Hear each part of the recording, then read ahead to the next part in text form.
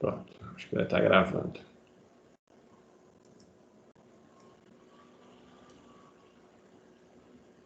Então, aí acho que já iniciou a gravação.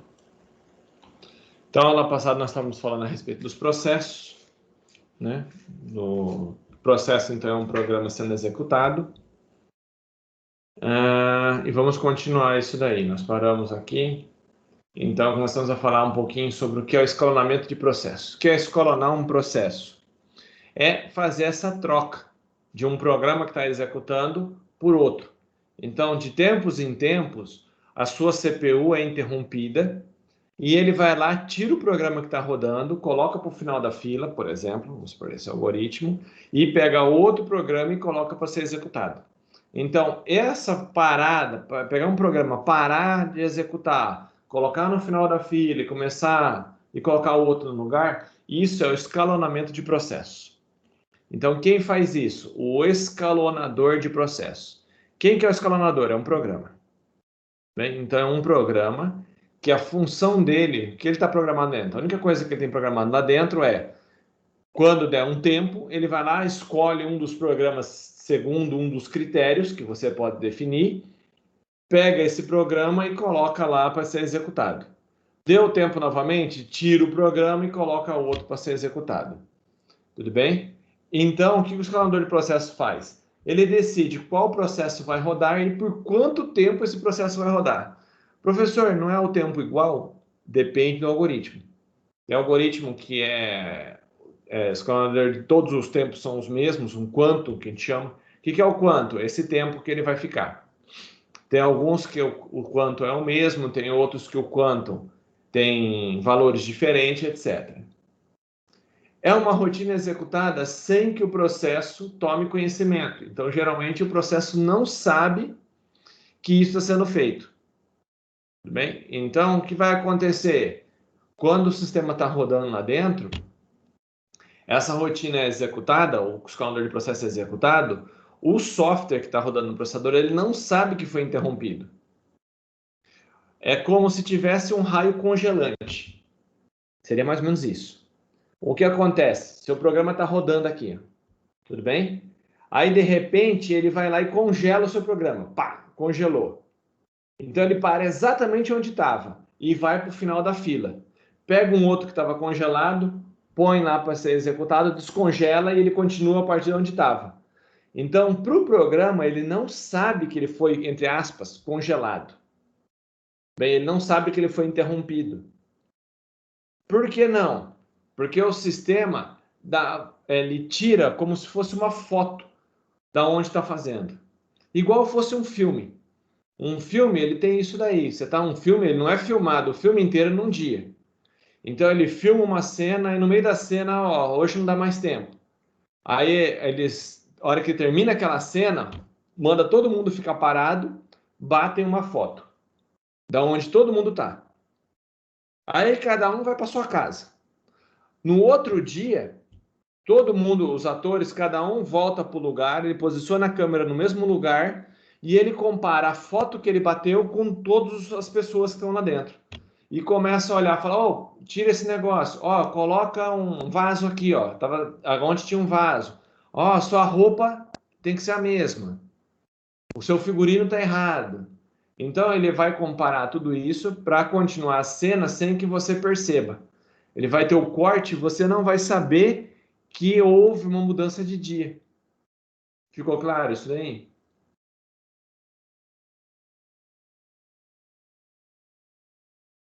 No caso do sistema, ele vai fazer a mesma coisa. Mas que foto que é essa? Ele chama de contexto. O que é o contexto? No computador tem vários registradores, como se fossem várias variáveis. Cada variável guarda uma coisa lá dentro. Por exemplo, vamos supor que você tem um programa rodando. O programa tem a variável A, a variável B, a variável C. A tem 5, B tem 2. Então, essas variáveis, ele guarda todos os valores que estão na variável, a linha que você está do seu programa, atualmente, até que linha que ele já usou, que ele já processou, tudo bem? Então, ele vai lá e fala, olha, o valor das variáveis são essas, armazena. O seu programa, ele parou aqui no meio. Está na metade da execução. Então, ele vai ali, ele armazena a posição que ele parou. Então, isso é o contexto do seu programa. Pega tudo isso daí, pega seu programa e tira da memória. Ele armazena tudo isso daí. Na hora que o seu programa for voltar, ele carrega o seu programa, carrega todos os valores de variáveis novamente, vai lá, verifica em que posição que você parou, que linha que você parou do seu programa e continua executando a partir dali. Então, para o seu programa, ele não percebe que ele saiu, que ele foi e voltou. Tudo bem? Para ele é como se fosse uma linha constante. Seu software nunca vai saber que houve um escalonamento. Ficou claro?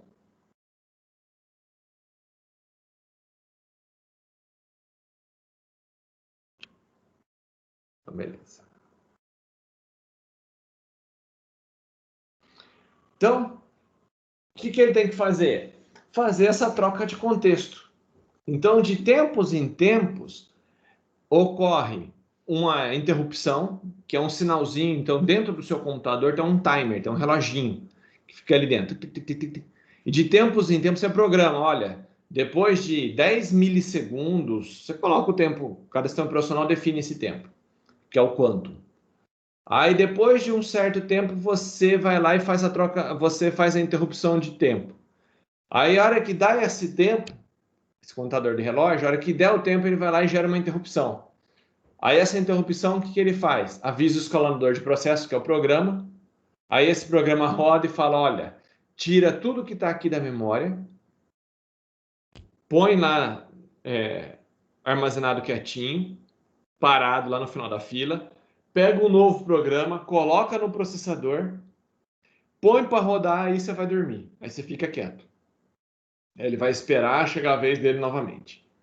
Tudo bem? Então, isso é uma troca de contexto. Entenderam?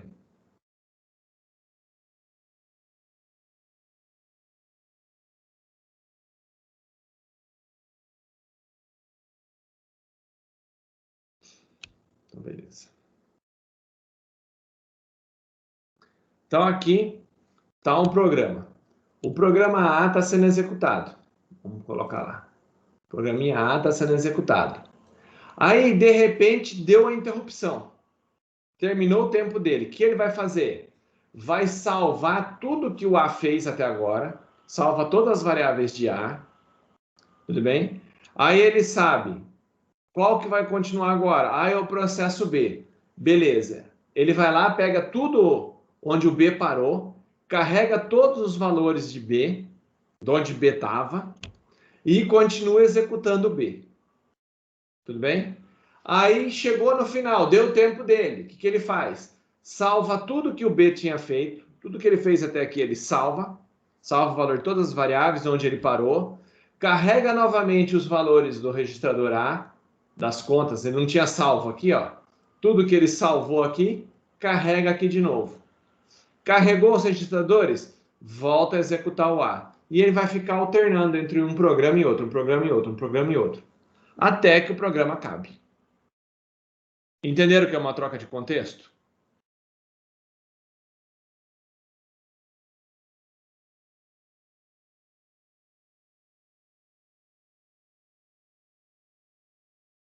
Então é como se tivesse um raio congelante. Então o programa A está rodando. Então o programa A está rodando. Aí de repente deu o tempo dele, ele salva, que é o congelar, pega a outra foto, volta tudo certinho e roda o B. Terminou o tempo dele, congela, tudo bem? Depois que congelou, pega o A novamente, o que estava congelado, coloca aqui aquela foto, né? Descarrega bonitinho e volta a executar o programa. É isso que ele vai ficar fazendo. Tudo bem? Congelando e descongelando todos os processos.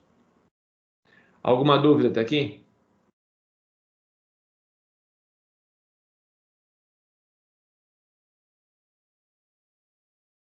Ótimo.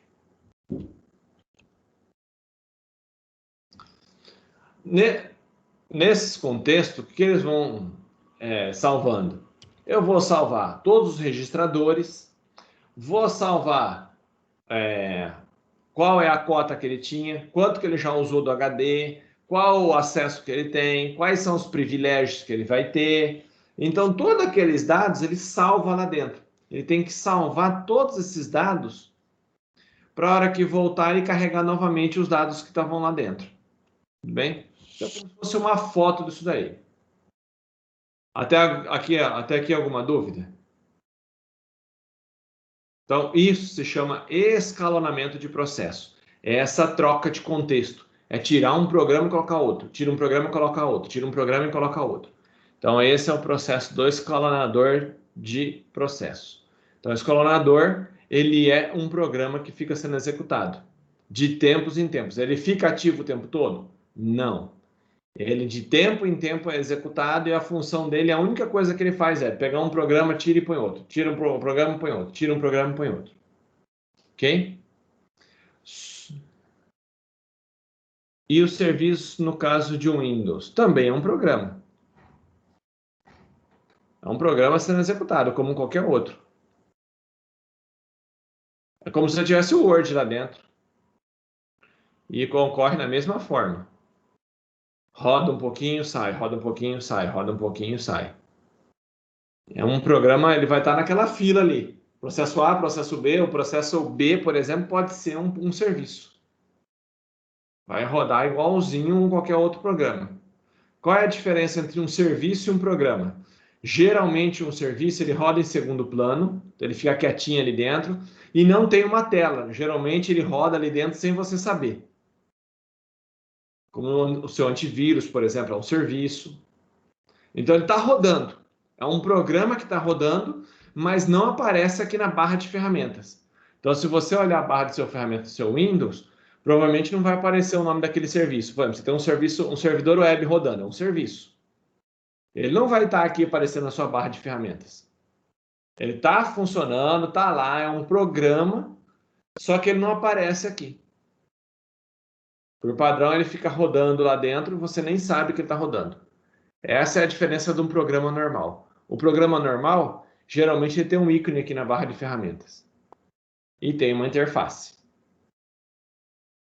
Entenderam?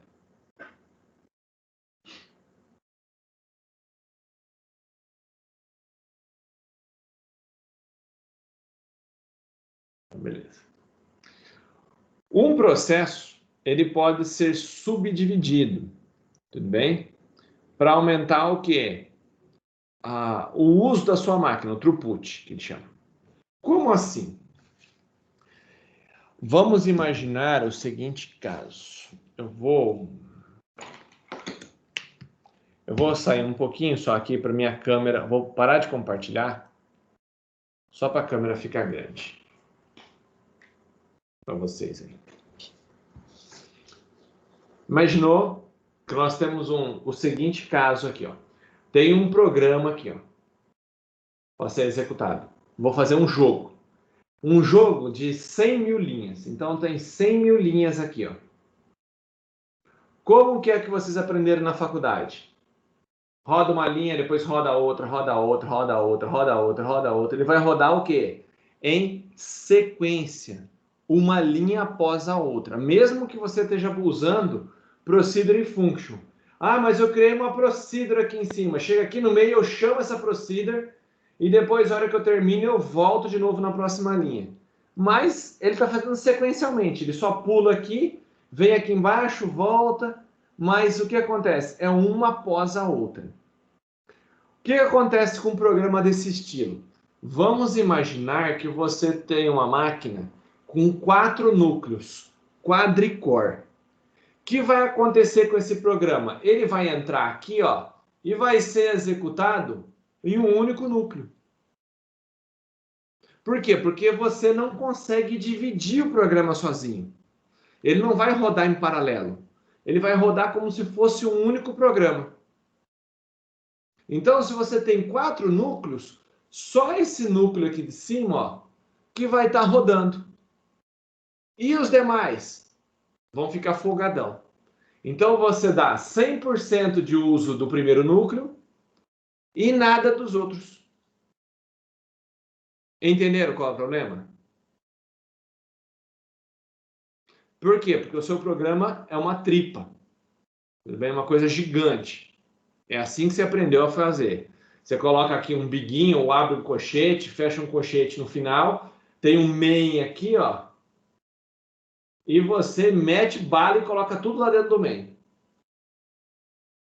Tudo bem? É assim que vocês aprenderam a programar. Joia? Uma segunda forma... acabei de sujar aqui. Uma segunda forma de usar o seu computador... Vou colocar os 4 núcleos aqui. Tá, os 4 núcleos aqui paradinho.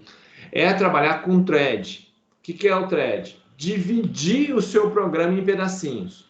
Mas como eu divido isso? Você, programador, define cada pedacinho que vai rodar. Então, você, programador, tem que fazer as divisão, que a gente chama de thread. Então, você cria aquele seu programão gigante, só que você divide em pedacinhos, que é as threads. Você fala, ó, esse pedacinho eu vou dividir meu programa em 3 partes. Então, tem uma parte maior, outra parte aqui e outra parte aqui. Por exemplo, você está fazendo um jogo. Então, aqui você vai controlar o seu personagem. Aqui você vai controlar os seus inimigos. E aqui você vai controlar o ambiente. Então, eu dividi em 3 partes o meu jogo. Tudo bem? Aí, o que eu faço quando eu trabalho com thread? Ele começa a rodar em paralelo, pessoal. Se você tem uma máquina em 4 núcleos aqui, o que acontece? Ele pega essa primeira thread e roda no primeiro núcleo. Pega a segunda thread e roda no segundo núcleo. Pega a terceira thread e roda no outro núcleo. O que acontece? Você começa a usar todos os núcleos do seu processador. Ficou clara a diferença? Ela vai rodar em paralelo.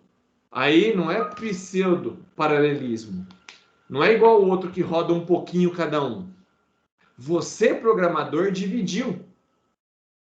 Então, é como se você fosse o dono do banheiro, você sabe que tem 4 vasos sanitários, você divide o programa em pedacinhos, você, programador, tem o controle disso, e cada pedacinho eu rodo dentro de um desses banheiros, que seriam os processadores.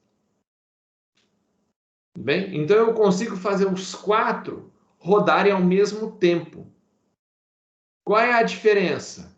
Que o inimigo vai estar sendo processado e aqui um outro processador está mudando o ambiente e um outro está mudando o personagem. Tudo ao mesmo tempo. Não é igual o primeiro exemplo que ficava tudo num único processador. Se tivesse tudo num único processador, ele ia rodar o ambiente, enquanto isso o inimigo está parado. Aí ele modifica o ambiente. Aí depois o inimigo anda. Depois você anda.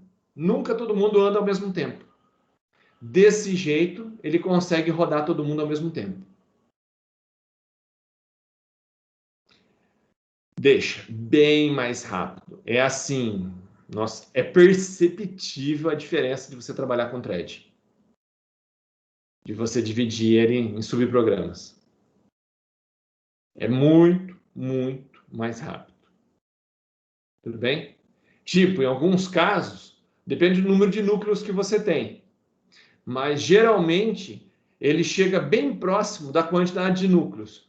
Por exemplo, se fizer um programa que é uma tripa, e você tiver 4 núcleos e usar thread, ele vai ser 4 vezes mais rápido. Entenderam?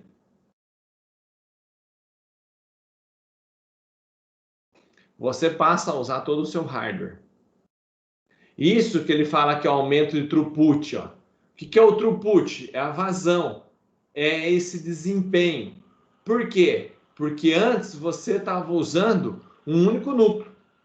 Agora você passa a usar todos os núcleos do seu computador. Ah, mas o sistema operacional não faz isso sozinho para você? Não. Por quê? Porque você faz uma tripa, o sistema operacional não tem como adivinhar que parte que ele pode dividir sem estourar o seu programa. Entendeu?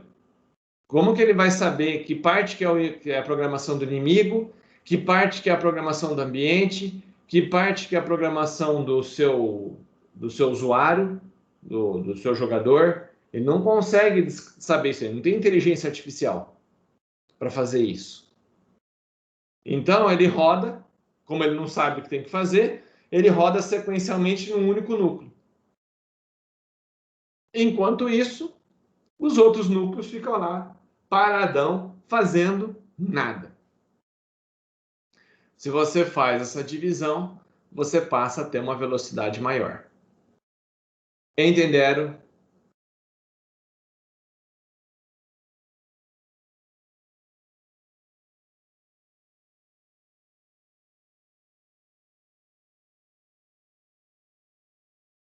Então, o que é um subprocesso? Então, essa divisão aí de trabalhar com thread.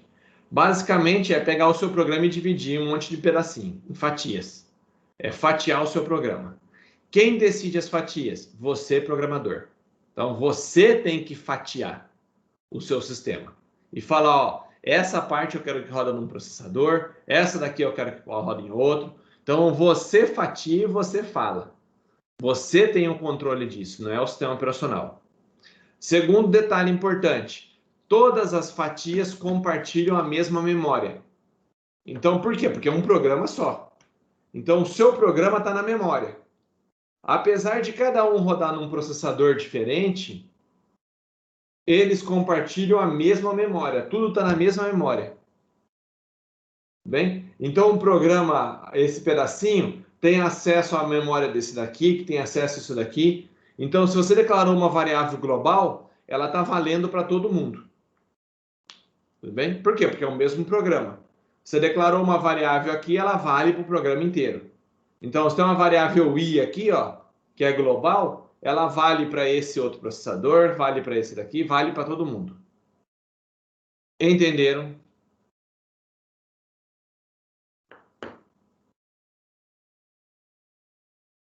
Ficou claro que esse subprocesso é conhecido como thread?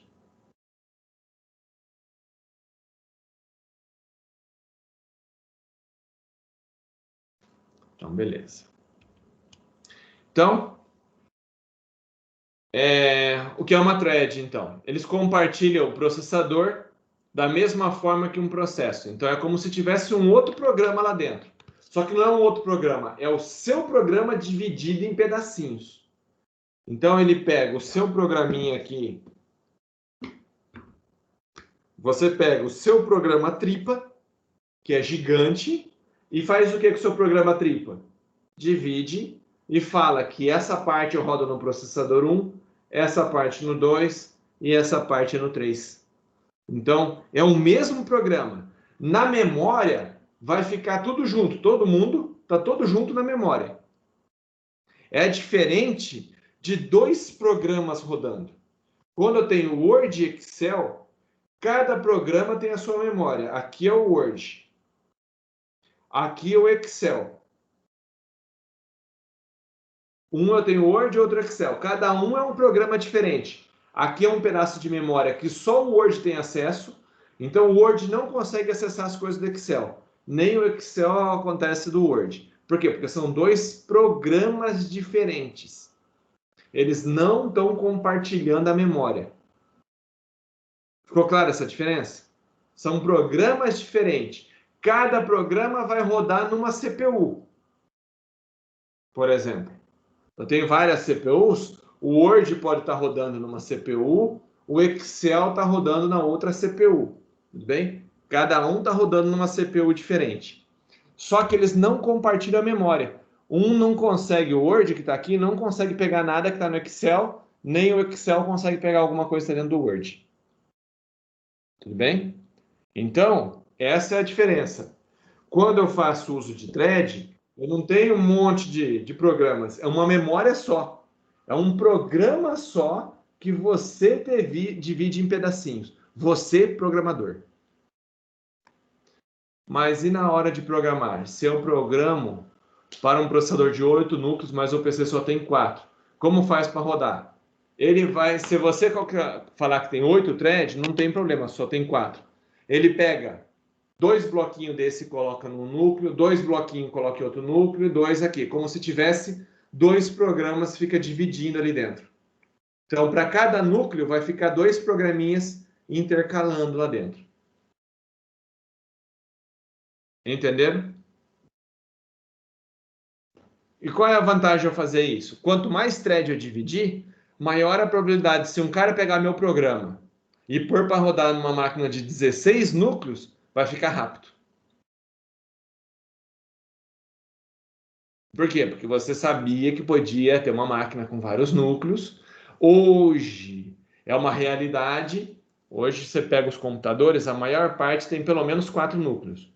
E já está vindo máquinas aí de 6 núcleos, 12 núcleos, 16 núcleos. E a tendência para o futuro, pessoal, é ser isso. Máquina com 16 núcleos, 32 núcleos. Já existe. Então, são vários núcleos lá dentro. Tudo bem? Então, quanto mais você dividir o seu programa, mais rápido ele vai executar, porque ele vai executar uma parte em cada núcleo. Ele vai começar a usar isso daí. Se você não usar thread, pessoal, você vai fazer um programa tripa. Aí não adianta você comprar o i9 desbloqueado com 16 núcleos para poder processar. O que vai acontecer com esses 16 núcleos? Não vai fazer nada, ele vai rodar um só. E os outros 15 núcleos vão ficar fazendo nada. Talvez rode um outro programa, se você estiver rodando 2 coisas ao mesmo tempo, ele vai usar um pouquinho dos outros. Mas o seu programa vai ser carregado num único núcleo. Entenderam?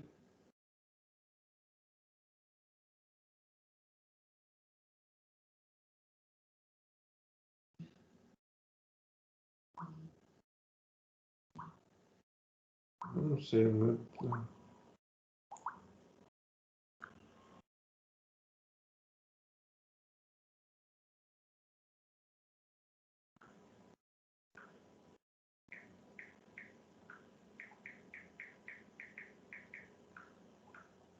Vou até uma foto para vocês do Cocão.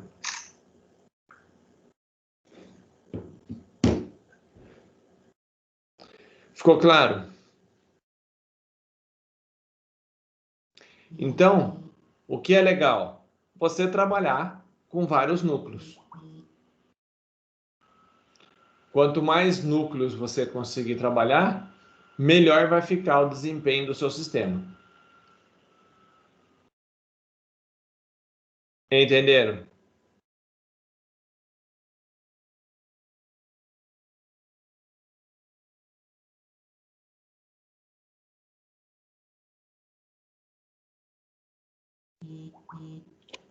Então, o que faz isso? Você trabalhar com threads? Aumenta a performance, sua máquina fica muito mais rápida. Ok? Ah, professor, gostei dessa ideia de threads. O senhor vai ensinar?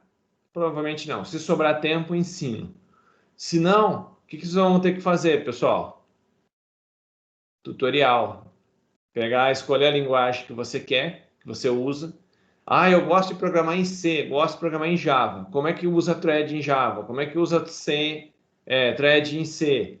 E assim por diante. E vai aprender como é que usa a programação com thread. Entenderam? Para os seus programas vocês começarem a programar decentemente.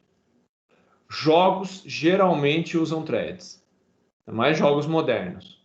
Por quê? Porque eles são muito grandes, não dá para fazer uma sequencial e ele sabe que você tem máquinas hoje com vários processadores. Então ele usa todo o potencial, ele usa 100% do seu CPU. Não no máximo 25, né, que seria um núcleo só funcionando.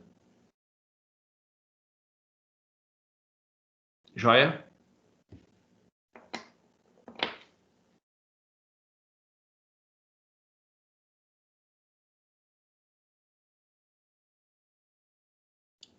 Alguma dúvida?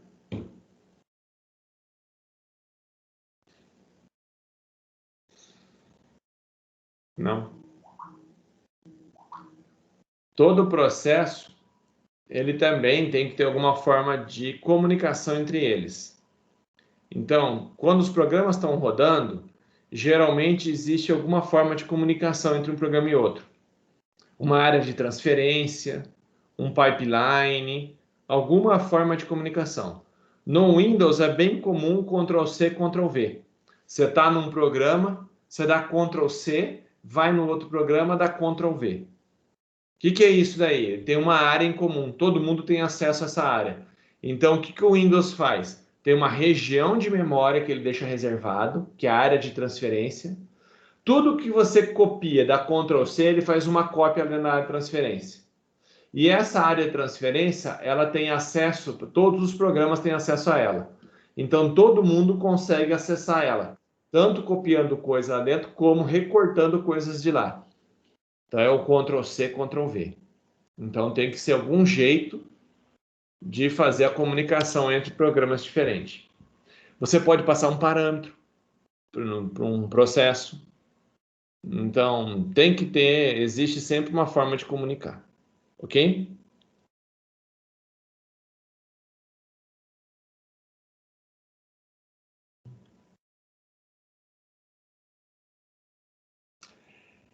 E o escalonador? Então, o SO determina, baseado no algoritmo de escalonamento, quem vai ser o programa que vai rodar naquele instante de tempo. Tudo bem? Os primeiros sistemas eram um sistema em lote. O que era em lote? A gente já viu, o cara colocava lá e deixava lá e depois no dia seguinte ia ver. Então, como que era o escalonamento dele? Os primeiros sistemas, o cara rodava todo o programa 1, a hora que terminava, rodava o programa 2, na hora que terminava, rodava o programa 3, e assim por diante. Tudo bem? Ele fazia o quê? Em sequência, um após o outro. Então, se você fosse o último da fila, você ia ter que esperar todos os programas rodarem inteiro para depois chegar a sua vez. Tudo bem? Você não ia conseguir ver nada antes do programa terminar, antes dos outros anteriores terminarem. Era assim um sistema em lote. Algoritmos. Quando a gente fala no escalonador de processo, que é esse cara que faz a troca dos programinhas, ele tem que ter algumas características. Primeiro, imparcialidade. O que é isso? Ele não pode falar, nossa, eu gosto mais do Word do que do Excel. Então eu vou lá rodar mais o Word do que eu vou rodar o Excel. Não pode, todo mundo tem que ter o mesmo direito. Ele tem que ter eficiência, tipo, tentar utilizar o máximo possível da CPU, colocar o máximo possível de programas rodando ao mesmo tempo, não deixar que um programa assuma a CPU e fique o tempo todo lá dentro. No caso dos usuários interativos, a resposta tem que ser rápida. Por que isso? Porque quem está sentado no computador, que é o usuário interativo, que está mexendo, se você ficar alguma coisa mais de 1 segundo ou 2 sem ter a resposta, o cara já começa a mexer o mouse, dar Ctrl Alt Del, querer resetar o computador e falando que está tudo travado. Não é assim que acontece?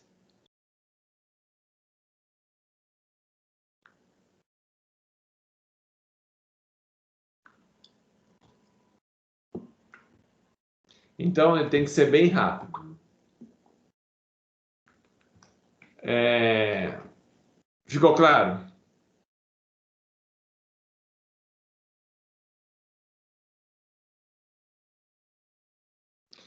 Turnaround.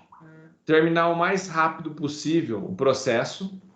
Então, ele também é pré-requisito que o usuário em lote... Ou desculpa, será que eu não estou compartilhando? Não, eu estou compartilhando. Ou não? Nossa, eu estou falando um tempão e não estou compartilhando, ninguém me falou nada, né? Pera. Nós estou dando aula aqui um tempão e ninguém falou nada, né? Tava marcando aqui, ó. E ninguém falou nada, né? Das telas. Nem, acho que eu parei aqui no throughput, ó. Falei de threads, tudo que eu tava falando tava aqui, mas ninguém me avisou que eu tinha Eu estava sem tela aqui, eu estava viajando na maionese. Tudo bem? Então, eu tinha falado do lote, então vai primeiro um, depois vai outro na sequência. Tudo bem? Então, no caso do escolamento, que ele tem que ser imparcialidade, né? Não tem que ficar gostando mais de um do que do outro, ter uma alta eficiência, ter uma resposta muito rápida, porque o usuário não está afim de ficar esperando, ter um turnaround, no caso do usuário em lote, quer dizer, ele tem que conseguir rodar o máximo de programas durante a noite e tem que ter um throughput elevado, essa vazão. Ele tem que tentar usar o máximo do seu sistema. Se você tem 10 núcleos, ele tem que fazer de tudo para todos os núcleos estar funcionando. Não é ficar usando um núcleo só e os outros ficar fazendo nada. Ele tem que otimizar a velocidade e colocar o máximo possível dentro do seu sistema. Por exemplo, se você está usando um jogo, por exemplo, ele tem que tentar rodar o máximo possível do jogo em todos os núcleos, desde que você tenha se lembrado de dividir ele em threads. Joia?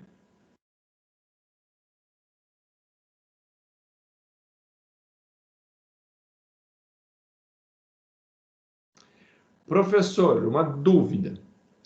Dividir meu programa em threads. Tudo bem? Então, estava lá meu programinha aqui, dividi ele em threads. Então, eu peguei meu programa e dividi ele em pedacinhos. Cada um está rodando na CPU. Só que todos estão rodando todos ao mesmo tempo? Não, pode ser que nessa CPU, nesse momento, o seu programinha aqui vai para o final da fila. Então, o inimigo ó, foi para o final da fila. Enquanto isso, esses outros estão rodando. Daqui a pouquinho, vai executando, chega a vez do inimigo rodar. Aí o inimigo roda. Entendeu? Não necessariamente todos os programas estão rodando ao mesmo tempo. Por isso que a gente tem que fazer essa divisão. Ok? Mas é tão rápido esse negócio que você nem percebe. Você acha que todo mundo está rodando ao mesmo tempo. Tão rápido que essa troca de contexto.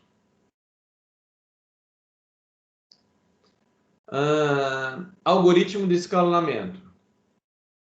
Qual o problema dele? Alguns itens sempre vai ser penalizado. Por quê? Porque não dá para você pegar e colocar um programa lá dentro e ele vai executar infinitamente. Outra coisa, seu sistema não tem bola de cristal para descobrir qual deles deveria executar mais que o outro. Bem, normalmente o que ele faz? Ele tenta dar prioridade para o programa que estiver ativo. Então, se eu estou com o Word aberto, geralmente o Word ele tem maior prioridade do que os demais programas que estão lá quietinho. Por quê? Porque é interativo. Se o cara está com o Word aberto, tem que ser rápido, porque o cara está na frente do Word.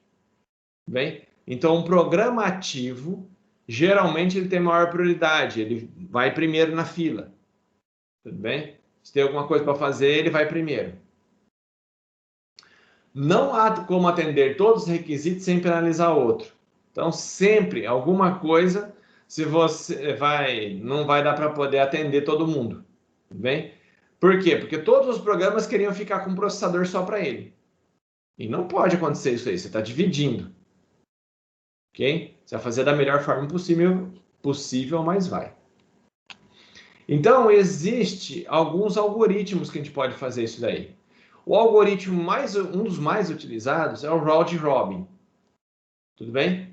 O que é isso? É divisão por tempo. O que é o round robin? Eu defino um tempo e todo mundo vai ter o mesmo tempo. Então, por exemplo, eu vou definir um tempo, vamos imaginar, hipoteticamente, para fazer uma conta fácil, que é de cada um segundo é o tempo do meu processo. Se eu tenho 3 programas para rodar, o que vai acontecer? O primeiro programa vai lá, roda durante 1 segundo, terminou o tempo dele, vai para o final da fila. Aí pega o próximo programa, roda durante 1 segundo, terminou o tempo dele, vai para o final da fila. Aí vem o próximo, roda durante 1 segundo, terminou o tempo dele, vai para o final da fila. E ele vai ficar fazendo isso até que seus programas terminem. Tudo bem? Entenderam? Que é um round robin?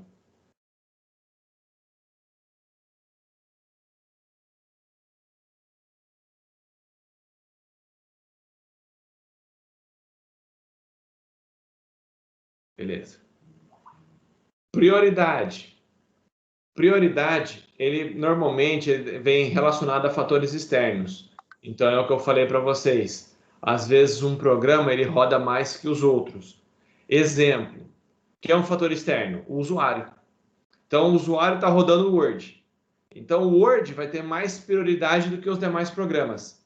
Então, na hora de pegar e entrar na fila, ele corta os outros. É como se fosse uma fila de idoso. Sabe, em banco, vi em supermercado, em banco, alguma coisa assim, tem aquela fila enorme e tem uma fila de idoso que é preferencial. É exatamente igual. Tudo bem? Imagine um supermercado, aquele monte de gente na fila. Aí tem uma fila bem pequenininha que é a fila dos idosos. É exatamente isso. Ele cria prioridades, cria filas. Tudo bem? E lá eu tenho que quem tem maior prioridade entra nessa fila menor, ele passa na frente dos outros.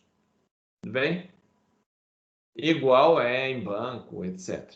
Quem já foi em banco, quem já foi em supermercado, tem fila de idoso, já deve ter visto como é que funciona. Ela vai na frente dos outros. É exatamente isso. E essa prioridade pode ser estática ou dinâmica. Estática é pré-definida. O que o usuário tiver aberto é ele que vai ter a prioridade. Ou dinâmica. Ela modifica ao longo do tempo. Uma hora você tem uma prioridade maior, outra hora você tem prioridade menor. Tudo bem? De acordo, por exemplo, com o fator externo. Ó, tá chegando muita coisa de mensagem. Chegando muito e-mail, então e-mail começa a ter maior prioridade. Um exemplo.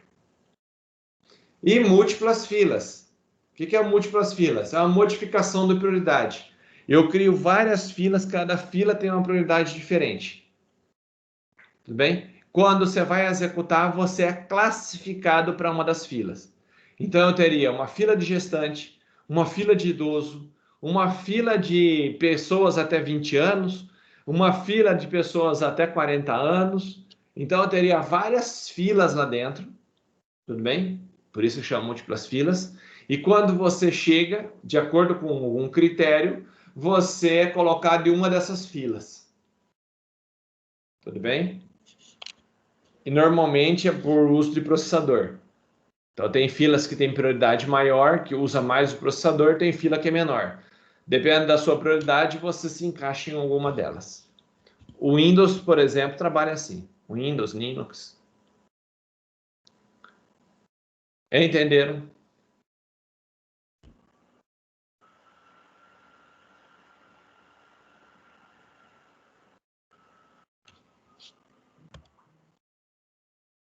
Sistemas em lote. Eu posso ter lá, lote é aquele um que roda à noite. Então não é um sistema interativo, vai ficar lá e eu não vou nem ver. Eu posso ter um algoritmo, por exemplo, de job mais curto. Então, como que é o job mais curto? Ele pega o menor programa ou os menores programas e roda primeiro. Porque ele pensa o seguinte: nossa, se eu pegar um programa aqui que fica a noite inteira e não termina os demais. Então, às vezes você tem um monte de programinha pequenininho, então ele fala: pega esse monte de programinha pequenininho, já roda logo, para terminar, pelo menos já libera um monte. E deixo só os grandão para o final. Esse é um algoritmo que eu posso utilizar. O segundo é um garantido. Então, o que é o algoritmo garantido? Ele divide o tempo, cada um vai ter um certo tempo para poder rodar. Então, ele dá lá 10 minutos cada um. O cara roda 10 minutos um, 10 minutos outro, 10 minutos outro. Depois volta no primeiro. Não é interativo porque não é instantâneo, você não pula o seu lugar na fila. Mas pelo menos todo mundo vai ter o mesmo direito de usar o processador. Ou por sorteio. Unidunité, escolho um programa, rodo ele até o fim. Faço um outro sorteio, pego outro programa e rodo até o fim. É um algoritmo que eu posso utilizar também. Entenderam?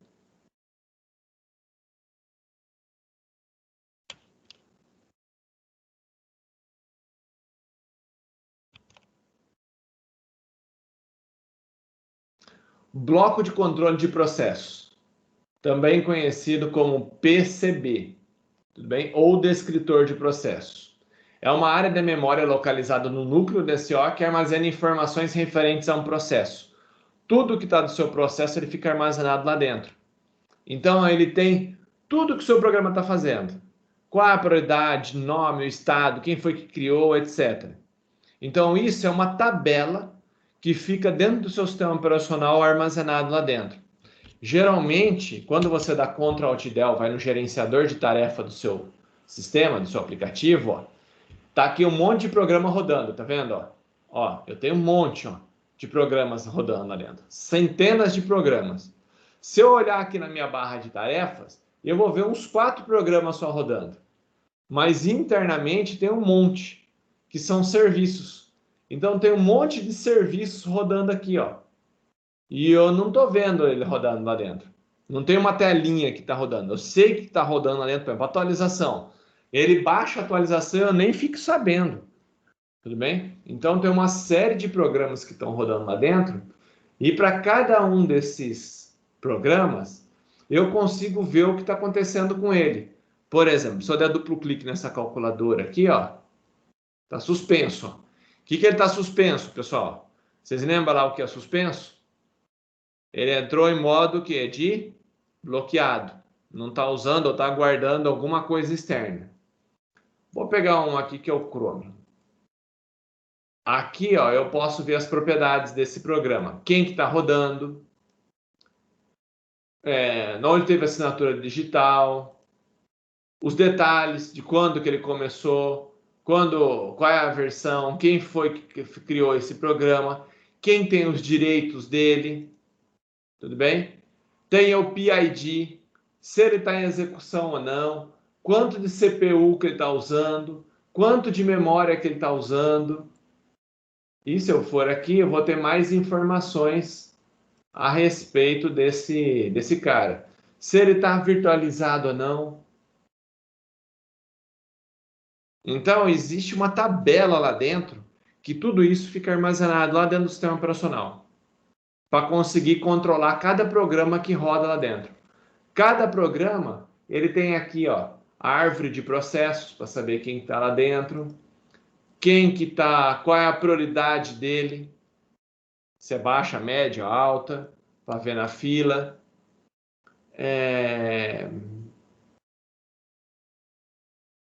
Etc. Depende do sistema operacional, traz até mais informação. Entenderam?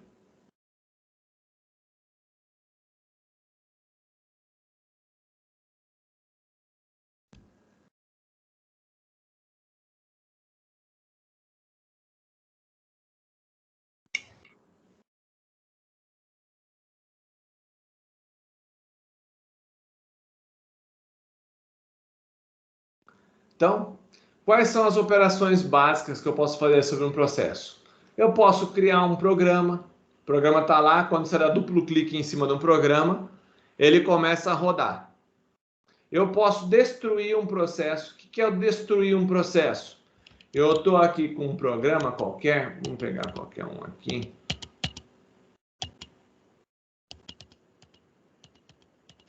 O gerenciador de tarefa. Quando você vem aqui nesse xizinho aqui, ó, eu posso simplesmente finalizar ele. Ele vai fechar o gerenciador de processo. Então ali é o finalizar a execução. Ó. Tudo bem? Vai destruir o programa. Ou eu posso vir por aqui, ó, clicar com o botão direito e mandar finalizar. Tem aqui finalizar a árvore. Quer finalizar a árvore? Todo mundo que for igual a ele. Tudo que for Chrome, ele vai lá e matar tudo que tiver Chrome. Tudo bem? Eu posso suspender um programa. Está aguardando I/O. Você não quer usar agora. Ele está lá quietinho, você não está nem usando agora, então você pode suspender. Eu posso reativar esse programa. Ó, roda a calculadora novamente, volta a rodar.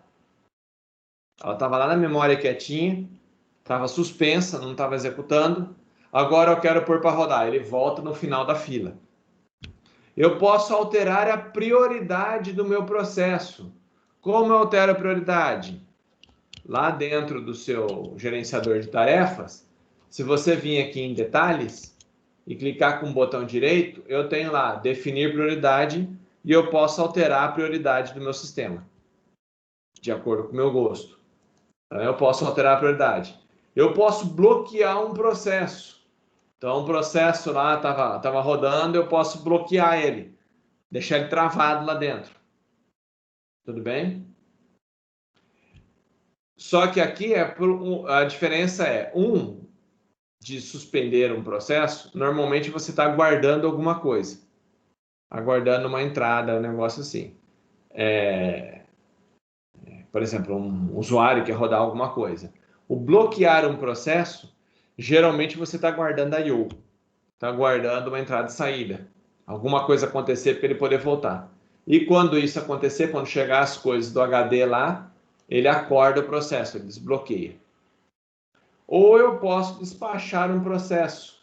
Então, pôr para ser executado, executar em outro local, executar em outro processador. Ó, tira desse processador e coloca em outro. Tudo bem? Então, quando eu crio, o que eu preciso? Dar um nome para o programa que está rodando, nomear o processo, inserir o processo na lista de processos conhecido, que é aquela lista de execução que ele vai ficar lá na lista de prontos. Determinar a prioridade inicial do processo. Normalmente os processos começam tudo com prioridade normal. Criar o descritor de processo. O que é o descritor de processo? A hora que vai ser executada, quem está executando, quanto de memória está alocado, quais são os recursos que ele está usando, etc. E alocar os recursos iniciais. Ah, eu preciso, para esse programa, é um gravador de CD. Então ele vai ter que colocar o CD. Então ele vai ter que alocar o gravador de CD, ele reservar o gravador de CD para ele. Então ele vai alocar os recursos que ele precisar. Memória, gravador de CD e qualquer um, reservar qualquer tipo de recurso. Tudo bem até aqui?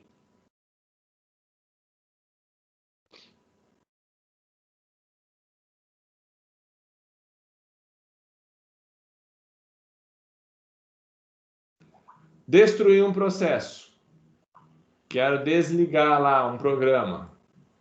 Ele tem que remover o programa do sistema, retornar o controle dos recursos para o sistema operacional. Se ele estava lá, estava gravando o CD, o cara clicar no xizinho para sair e ele confirmar, ele tem que parar tudo, liberar o CD, ejeta o CD para fora, que você perdeu o CD, e libera ele para outro programa rodar. Apaga ele naquela lista, todas aquelas tabelas, limpa tudo e apaga do descritor. Então, apaga todos os recursos, libera ele da memória. Ok? Suspensão é uma operação importante, realizada por breve período de tempo, tudo bem? Para atender um momento de pico, por exemplo. Se a sua CPU está lá, está rodando igual uma doida, um determinado programa, ela olha e fala, nossa, esse programa ninguém está usando. Não é importante agora. Eu coloco ele em modo, por exemplo, de suspensão. O que é suspenso? Ele fica quietinho ali dentro. Já a hora que der um tempo, eu coloco na fila para ser executado novamente, para liberar. E pode ou não liberar recurso. Quando eu coloco um modo de suspensão, o programa que foi suspenso, ele pode liberar os recursos para os outros usar ou fica travado enquanto está suspenso. Retorno ou reinicialização do processo, reativação do processo. Inicia a partir da onde que ele foi suspenso. Então ele estava indo, terminou o tempo dele, alguma coisa aconteceu, ele vai lá para o final da fila, né? Foi para o modo de bloqueio, depois volta para o final da fila e fica aguardando a vez dele para ser executado. Alterar a prioridade. Então eu altero a prioridade lá no descritor de processo.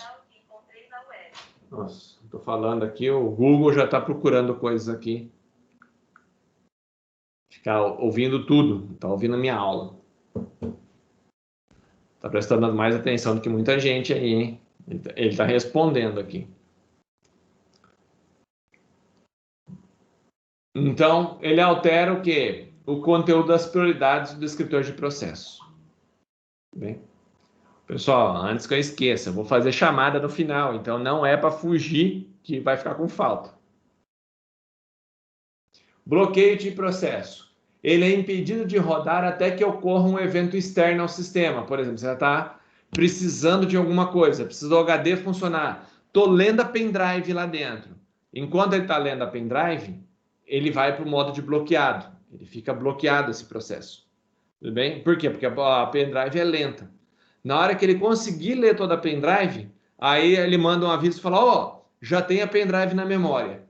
Aí ele coloca na fila de execução, executa, tudo bem? Espera a vez dele para entrar lá no processador. Não pode rodar mesmo que o processador esteja disponível. Mesmo que você não tiver nada para fazer, o processador está ocioso. Ele não roda porque ele está esperando alguma coisa externa. Isso é um bloqueio. Está esperando a resposta, por exemplo, da pendrive. E ele não tem condições lógicas de prosseguir. Ele não pode prosseguir porque está aguardando um pedaço. Está aguardando os dados chegarem. E o desbloqueio acontece quando esses dados chegam. Chegou esses dados, desbloqueia e coloca ele na fila lá de pronto. Alguma dúvida até aqui?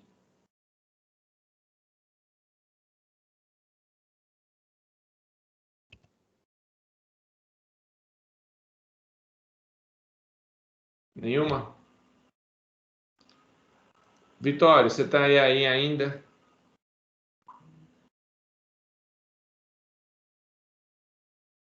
Cadê o Vitório?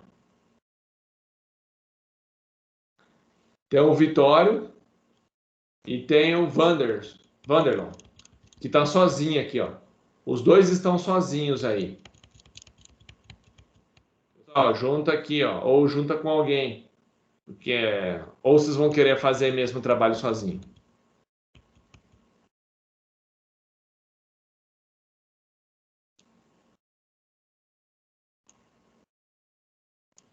Tudo bem? Junta aí, pessoal, rapidinho, quero fazer o sorteio.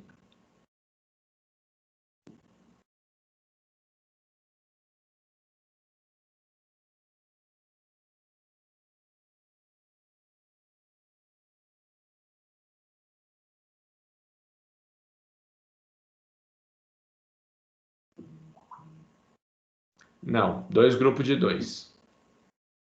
Máximo 3 pessoas. É que no caso aqui, ó, tem pessoas que estão sozinhas aqui, ó. Então pode juntar, por exemplo.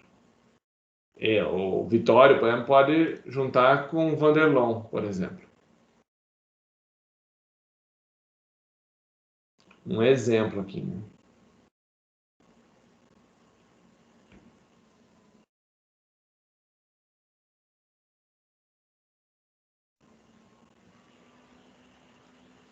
Vocês estão aí, os dois?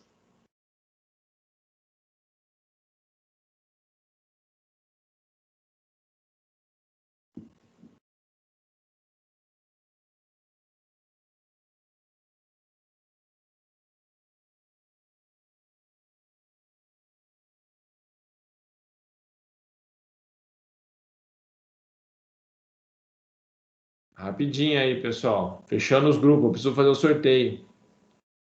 Deixa eu fazer a chamada enquanto isso, que aí eu fico sabendo quem tá e quem não tá aqui. Chamada. Augusto.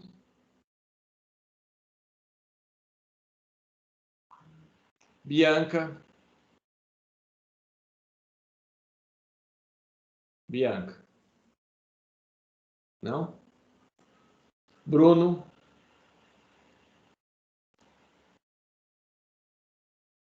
Bruno também não.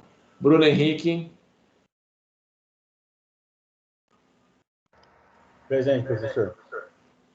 Carlos.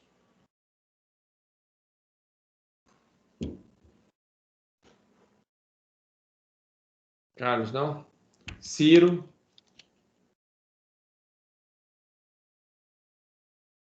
Edivaldo. Eric.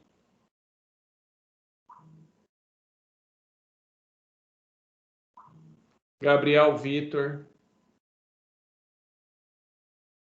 Guilherme. Gustavo. Iago. E Juan.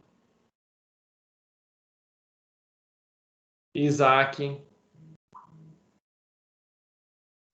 Isis.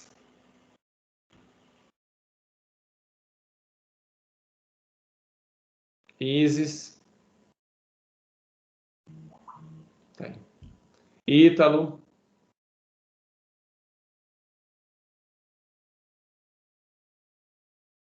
Isabela.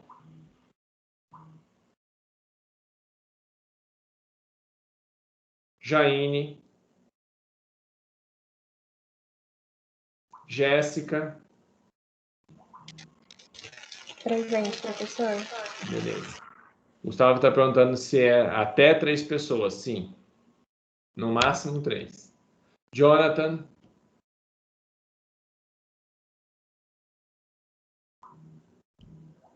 José Augusto.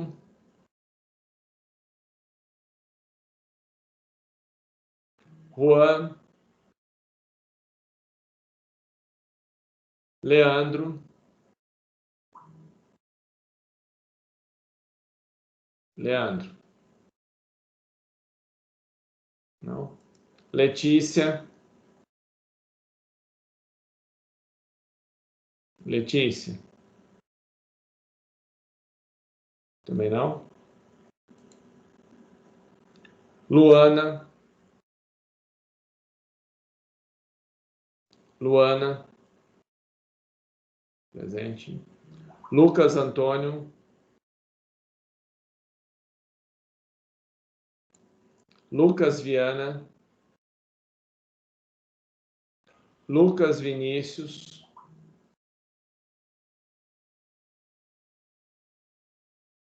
Lucas Vinícius. Não. Luiz está aí. Luiz Felipe.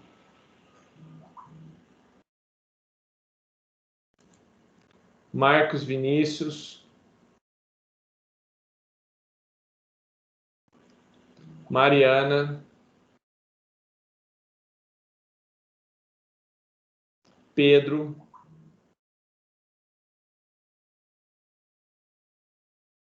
Pedro. Não. Priscila. Priscila. Vanessa. Vanessa. Não. Vitor Camilo.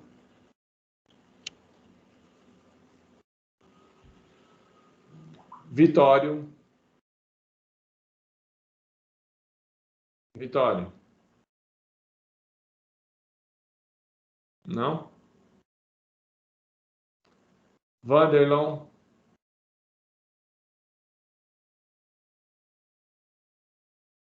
Vanderlon. Não. Beleza. Isis presente. Deixa eu olhar. Isis está presente. Quem estava com falta aqui só está o Leandro, Letícia, Lucas Antônio, Lucas Vinícius. Tá lá, Lucas Vinícius está presente, então, desculpa. Então, Lucas Antônio, Luiz Felipe, Pedro, Priscila, Vanessa, Lucas Vinícius falou que está presente. Essa está presente. Vanessa, Vitório, Vanderlon e faltou no comecinho. Carlos Henrique está aí? Carlos Kraft, presente. Desculpa, estava aí. Bruno Aparecido e Bianca. Algum desses daí estão aqui?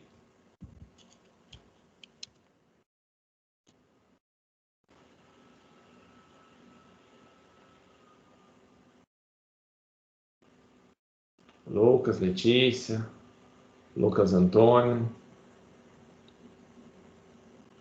Leandro não está, Luiz Felipe, Pedro, Priscila, Vanessa, Vitório, Vanderlon. Não estão? Então, beleza.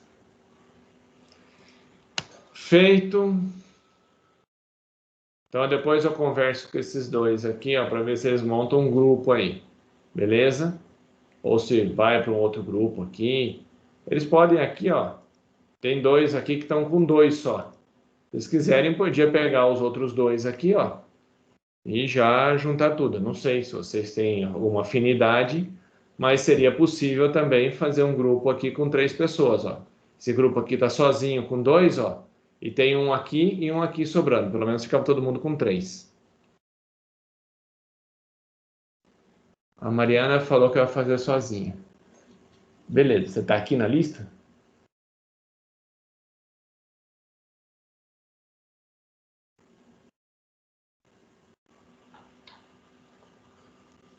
Marina, está aqui? Desculpa, Marina. Está aqui na lista? Deixa eu procurar você.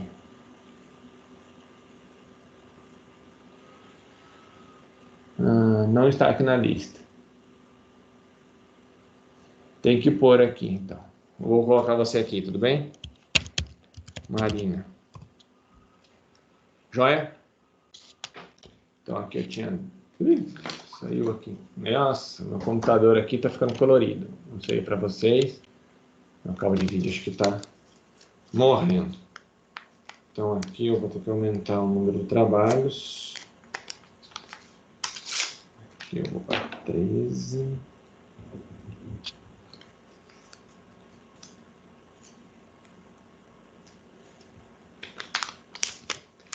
E depois eu vejo com o Vanderlon e o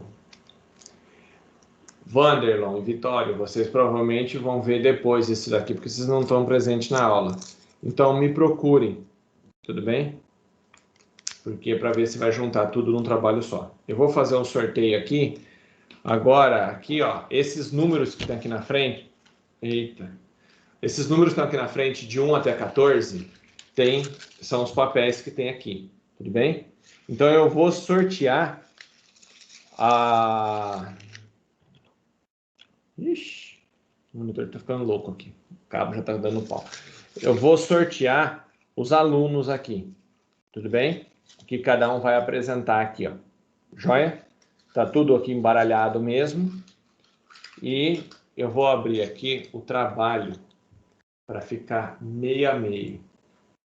Metade aqui os nomes de vocês.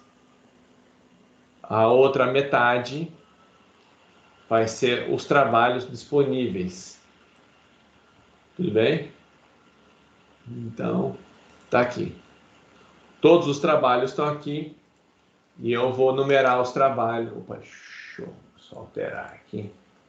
Editar. Eu vou numerar os trabalhos aqui, ó, de 1 até 10 também. Tudo bem? 1,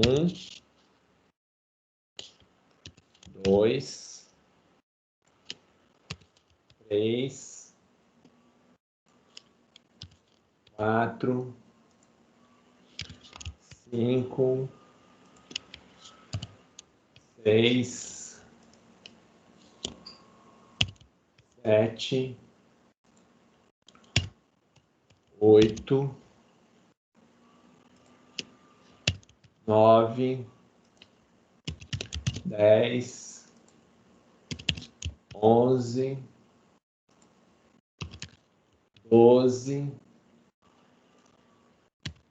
13. Tudo bem? Depois eu vejo se precisar, depois eu junto mais um trabalho aqui. 14 vai ser o que eu decidi, o que vai ter. Bem, depois eu coloco isso daí.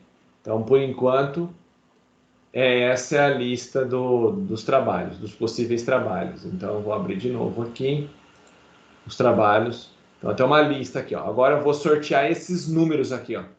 Para cada pessoa aqui, eu vou colocar o número que for sorteado, tudo bem? Então, eu vou começar pela Isis, ó. Então, ó, todos os papeizinhos estão aqui. E eu vou pegar o trabalho do primeiro grupo, que é o da Isis, tudo bem? Ó, então, peguei o primeiro trabalho, primeiro aqui, ó. Então, a Isis ganhou o que tiver aqui dentro. Então, o primeiro ficou com o trabalho 8. Tudo bem? Então, a Isis aqui ganhou o trabalho 8. Entendeu como é que vai ser? Então, aqui vai ser o trabalho que vocês vão fazer. Deixa eu até diminuir aqui, para todos conseguirem enxergar. É assim que vai funcionar. Ficou claro? Então, ó, a Isis, que é o primeiro do grupo, ficou com o trabalho 8. E assim por diante. Agora eu vou sortear todo mundo. O grupo 2 ficou com o trabalho 3. Então, o grupo 2 ficou com o trabalho 3. Próximo grupo do Lucas. Esse daqui eu vou deixar, que é o 14, esse daqui é o Coringa, que depois eu vou sortear, porque eu vou falar com aqueles dois ali ainda que faltaram hoje, ver se vão formar um grupo ou não, tudo bem? Senão eu vou colocar o trabalho que tiver aqui dentro. Colocar o Bruno no grupo 12. 12. Tem esse Bruno Matias aqui? Não, Bruno Prats. Ele tá aqui em algum lugar? Não, então eu tenho que colocar. Bruno Prats. Beleza? Bruno Prats. Então eu vou deixar esse daqui, porque esse aqui vai ser o Coringa depois. Então, ficou com o trabalho 10. Então, Lucas, trabalho 10.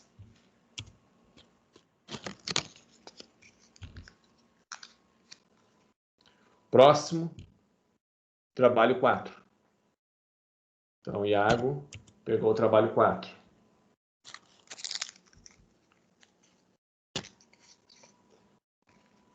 E Juan, trabalho 6.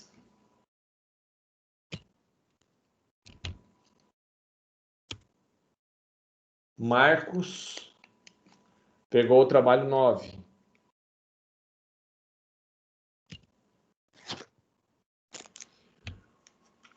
O Isaac pegou o trabalho 1.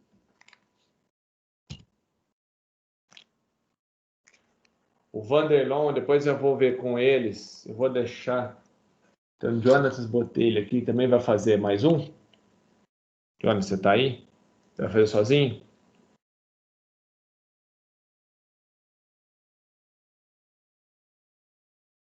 Então, beleza. Então, depois eu sorteio, então, um para vocês. Tudo bem? Depois eu coloco aqui, então.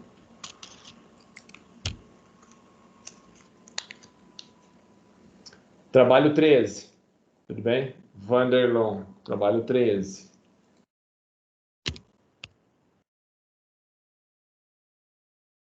Então, eu vou colocar mais 2 aqui.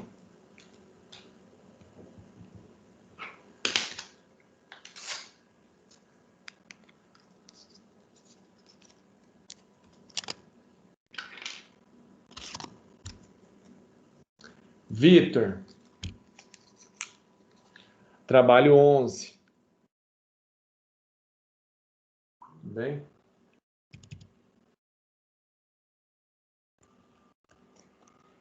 Letícia presente?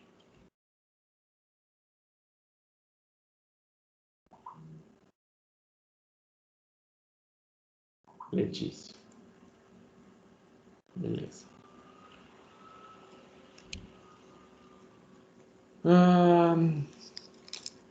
Augusto, trabalho 14. Depois eu vou passar ali o trabalho 14.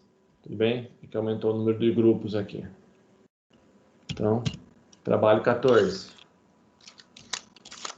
Vitório,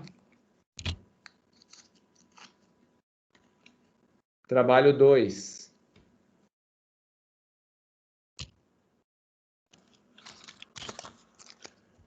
Luana, trabalho 5.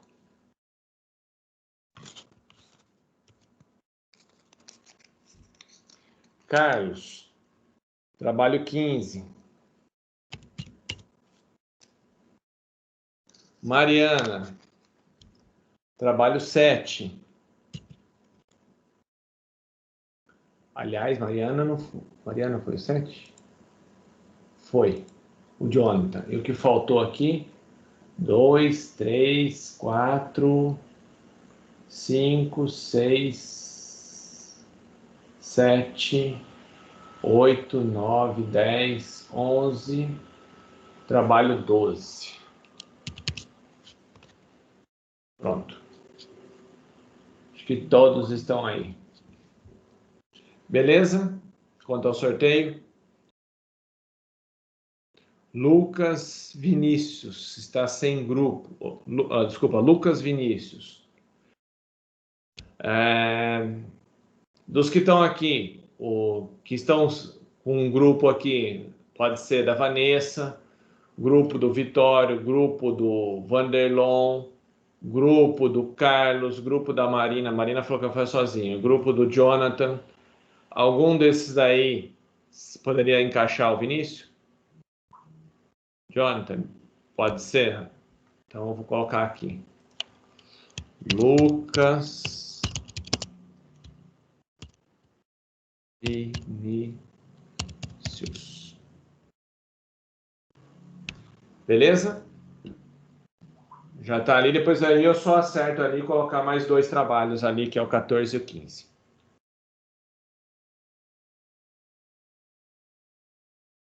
Mais alguém? Todos entenderam aí? Pedro Raval. Pedro, você tá aqui na lista? Tá, já tá aqui. Não tem problema, você vai estar no 4. Você fez a chamada, né? Pedro. Pedro Raval. Não, tava com falta. Dando lugar, hein? Tudo bem? Mais alguém ficou fora?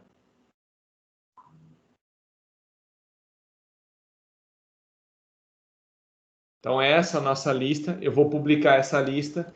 Lembrando que o programa, o que vocês vão fazer é o que está sorteado aqui na frente, ó. Beleza? E Pedro, depois você assiste a videoaula. Eu vou disponibilizar ela no YouTube. Ver esse final aí. Então, ó, tá tudo aqui, ó. Então, aqui tá a lista dos trabalhos que vocês vão ter que apresentar. Aqui é só a numeração de vocês sequencial, para fazer o sorteio aqui, o papelzinho. E aqui é o que vocês foram sorteados. Esse número é esse número que aparece aqui na frente de cada um dos trabalhos. Todos entenderam?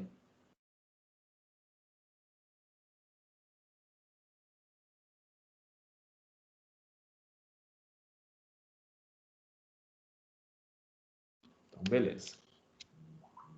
Então, agora eu só vou colocar os outros 2 aqui que está faltando e já deixo ali para vocês. Joia? Então, hoje, a gente terminou essa parte de processos. Continuaremos, então, na semana que vem. Tudo bem? Tem material disponível para vocês verem. Vou colocar a gravação dessa aula e já comecem a fazer os trabalhos.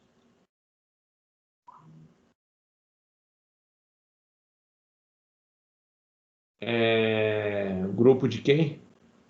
Do Isaac. Se esse for o seu grupo, sim. Sir Mr. Black Isaac Fragoso, deve ser esse. Se for, você vai fazer o trabalho 1, que é o Windows 10.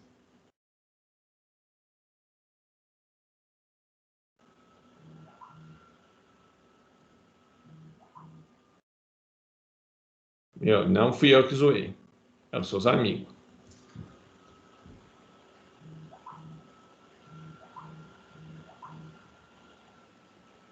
Alguma dúvida?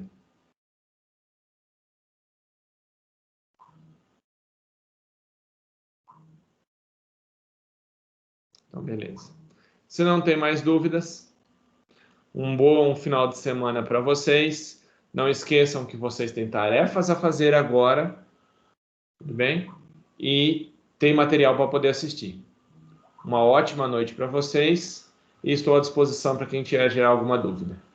Pode falar, Isaac. Amanhã tem aula Nossa, a gente passou um monte de coisa aí, já não vi nada. Amanhã tem aula? Acho que tem. Você diz assim, de ser um dia letivo? Dia 20? Para mim é um dia normal. Eu vou dar aula de SO amanhã. Não tem aula de vocês, porque as nossas aulas são de terça, de quarta e quinta, né? Mas eu tenho uma turma que eu vou dar aula de sexta, normal. Se for essa a sua pergunta, Gabriel. Aí, pessoal, até bom final de semana. Obrigado, bom final de semana para vocês. Você já fez chamada? Sim. Leandro, deixa eu olhar aqui.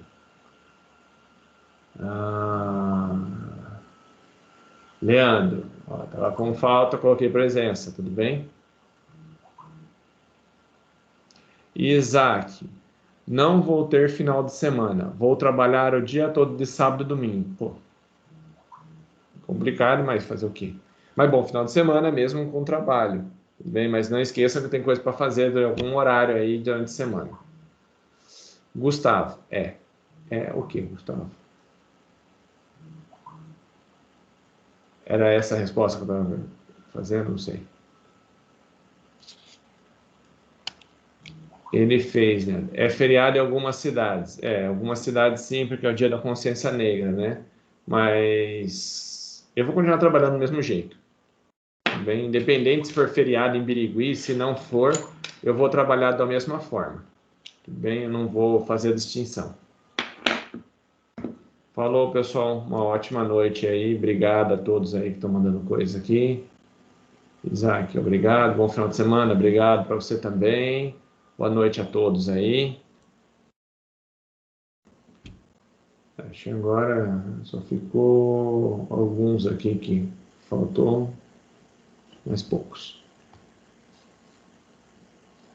Um excelente final de semana aí para vocês, pessoal.